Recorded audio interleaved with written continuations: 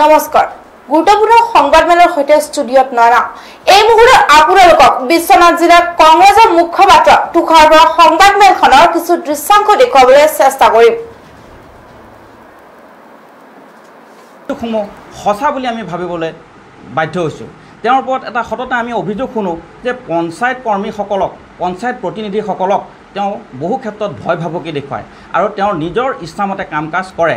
২ number আমি দেখিছোঁ তেওঁৰ বিৰুদ্ধে অভিযোগ দেখিছোঁ যে তেওঁ বৰ্তমান বিহালী সমষ্টিত তেওঁৰ এটা চাহ ফেক্টৰী আছে আৰু যেতিয়াই কেঁচা চাহপাতৰ মূল্য বৃদ্ধি হয় অৰ্থাৎ কোম্পানীবিলাকে যেতিয়া কেঁচা চাহপাতৰ মূল্য বৃদ্ধি কৰে সেই কোম্পানীবিলাকক তেওঁ ফোন কৰি তেওঁ গালি গালাজ পাৰি পেলাই সেই কেঁচা চাহপাতৰ মূল্য তেওঁ কমাই দিয়ে।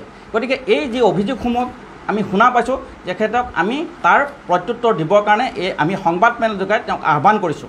আমি জানো 2017 চনত ইৰিগেশ্যন ডিপাৰ্টমেণ্টৰ ছেক্ৰেটেৰী কুজেন্দ্ৰ দলুৱে তেওঁৰ বিৰুদ্ধে অভিযোগ আনিছিল যে 3% কমিশ্যন তেওঁ ঠিকাদাৰবিলাকক বিল পাছ কৰি দিয়াৰ নামত 3% কমিশ্যন কুজেন্দ্ৰ দলুৱে সংগ্ৰহ কৰিছিল আৰু সেইটো মন্ত্ৰীৰ নিৰ্দেশতে সংগ্ৰহ কৰা বুলি তেওঁ অভিযোগ আনিছিল। তাৰ পাছত তেওঁৰ বিধায়ক কাৰ্যকালত তেওঁৰ বিধায়ক পুঁজিৰ ধন যে খেলি মেলি হৈছিল তাৰ তথ্য কেগৰ প্ৰতিবেদনত প্ৰকাশ পাইছিল। গতিকে তেওঁৰ এইবিলাক তেওঁৰ বিপক্ষে যি অভিযোগসমূহ আছে এইবিলাকৰ আমাক আজি তেওঁ প্ৰত্যুত্তৰ দিব বুলি আমি আশা কৰিলোঁ। বিহালী সমষ্টিৰ ৰাইজে তেওঁক দুবাৰকৈ বিধায়ক পাতিলে, এবাৰ মন্ত্ৰী পাতিলে আৰু বিহালী সমষ্টিৰ ৰাইজে তেওঁ যেতিয়া কেবিনেট মন্ত্ৰী হ'ল বিহালী সমষ্টিৰ ৰাইজে বহুত গৌৰৱান্বিত অনুভৱ কৰিছিল। কিন্তু তেওঁ আজি বিহালী সমষ্টিৰ ৰাইজৰ বাবে তেওঁ কি কাম কৰিলে? তেওঁ নিজৰ সম্পত্তি বৃদ্ধি কৰিলে, নিজৰ সম্পত্তি দিনক দিনে বৃদ্ধি পাই গৈ আছে, কিন্তু বিহালীৰ যি আৰ্থ সামাজিক সমস্যা সেই সমস্যা হৈ ৰ'ল। বিহালীৰ যি নিবনুৱা সমস্যা সেই নিবনুৱা সমস্যা হৈ ৰ'ল। বিহালীৰ যি শ্ৰমিকসকলৰ সমস্যা সেই সমস্যা হৈ ৰ'ল।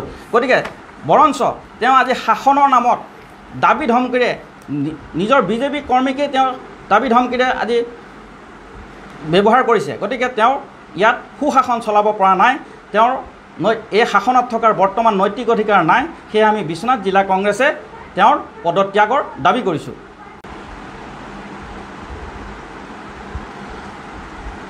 অসমৰ